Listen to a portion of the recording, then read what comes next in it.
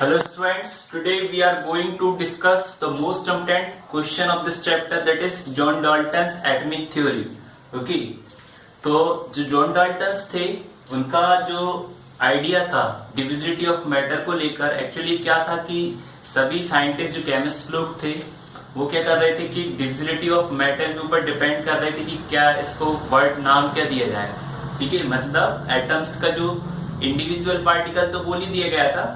ठीक है, तो उस समय जॉन डाल्टन जो थे इन्होंने एक नाम दिया उस पार्टिकल को एटम। ठीक है, उससे पहले उसको नॉर्मली टिनी पार्टिकल बोला जाता था, मतलब टिनियस पार्टिकल, बट जो एटम नाम दिया गया वो किसके द्वारा दिया गया? जॉन डाल्टन के द्वारा। ओके, तो John Dalton picked up the idea of divisibility of matter. तो जॉन डाल्टन ने क्या करा, उसका फायदा उठाया, किसका? जो आइडिया था डिविजिबिलिटी ऑफ मैटर, इससे पहले जो रिसर्च चल रहा था इसके ऊपर, मैटर की जो डिविजिबिलिटी के ऊपर, तो उन्होंने उसी आइडिया को पिक किया और he took the name atom as given by the Greeks. ठीक है, उन्होंने क्या करा, ग्रीक्स लैंग्वेज से ये वर्ड निकाला एटम, और इस जो पार्टिकल्स थे, टिनी पार्टिकल जिसको हम बोलते थे, जो मैटर जो बनता है, जो टिनियस पार्टिकल्स, तो उन्होंने उसका नाम दिया टिनी पार्टिकल का क्या? Atom. Okay, according to the John Dalton's atomic theory, all matter, whether an element, a compound or a mixture, is composed of small particle called atoms.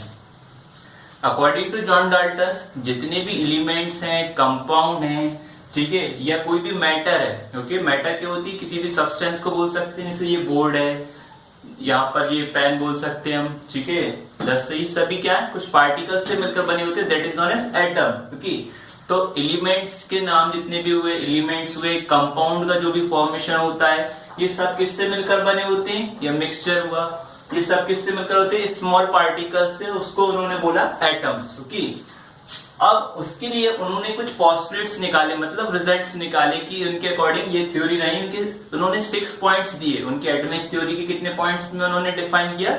6 points में एटम को डिफाइन किया। तो ये क्वेश्चन यहां से यही आता है कि राइट इट्स पोस्टुलेट्स। ओके, तो फर्स्ट पोस्टुलेट क्या था उनका, देखते हैं।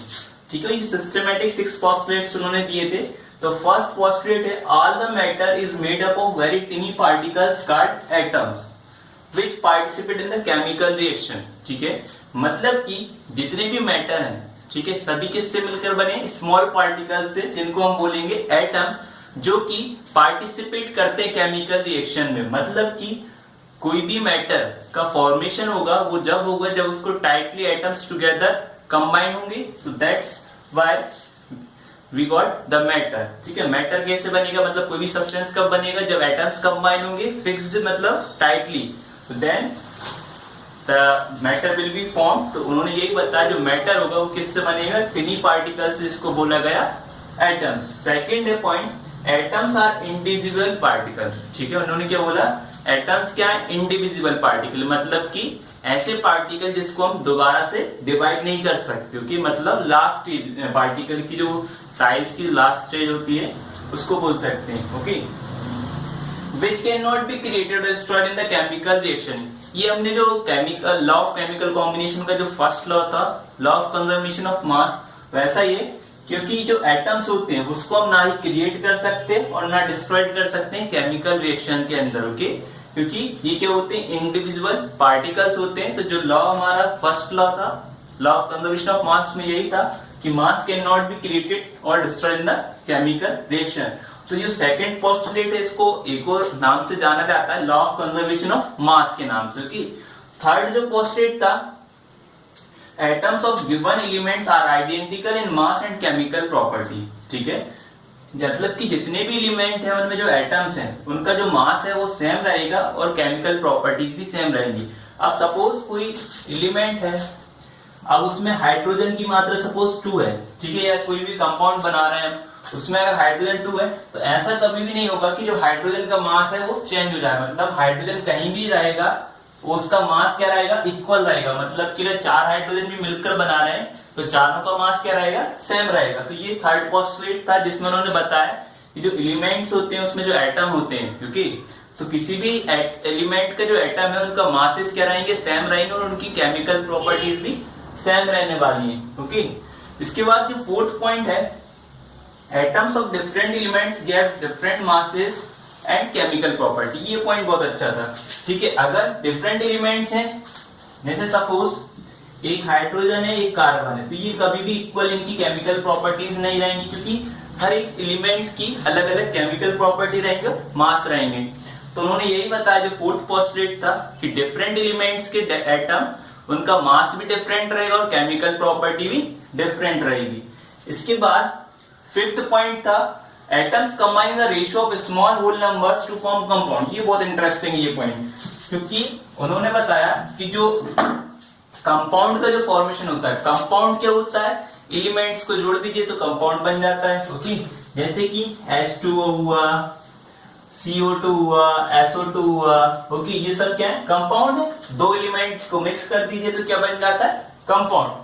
तो उन्होंने बताया कि जो एलिमेंट्स मतलब जो एटम्स रहेंगे, ठीक है, ये ऑक्सीजन के कितने एटम है, 2, ऐसे तो इनको होल नंबर में रहेंगे, मतलब स्मॉल नंबर। आप ऐसा कभी नहीं देखोगे कि जो CO2 है ये 2.5 हो जाए, या CO2 है 256 हो जाए, या 0.5 हो जाए, ऐसा कभी भी नहीं होगा। मतलब कि पॉइंट के फॉर्म में कभी नहीं आएंगे, ये हमेशा किस फॉर्म में आएंगे, होल नंबर। होल नंबर क्या होते हैं, जो 0 से स्टार्ट होते हैं और कहां तक जाते हैं, इंफिनिटी तक। बट कैसे होल नंबर होंगे, स्मॉल होल नंबर। ओके, तो जो एटम्स कंबाइन होंगे उनका जो रेशियो रहेगा वो क्या रहेगा, स्मॉल होल नंबर रहेगा। जैसे कि CO2 में स्मॉल 2 है, ऑक्सीजन में 1 है, तो स्मॉल होल नंबर से रिप्रेजेंट करेंगे किसी भी कंपाउंड के अंदर।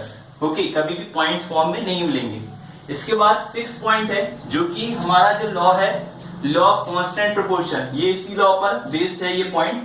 तो जो पॉइंट है देख ले रहे हैं, क्या पॉइंट है, the relative number and kinds of atoms are constant in a given compound. ठीक है, मतलब जो भी कंपाउंड है, अगर उसमें मतलब जो भी एलिमेंट या कंपाउंड फॉर्म हो रहा है, ठीक है, उसमें जो एटम्स रहेंगे उनका रेशियो क्या रहेगा, कांस्टेंट रहेगा।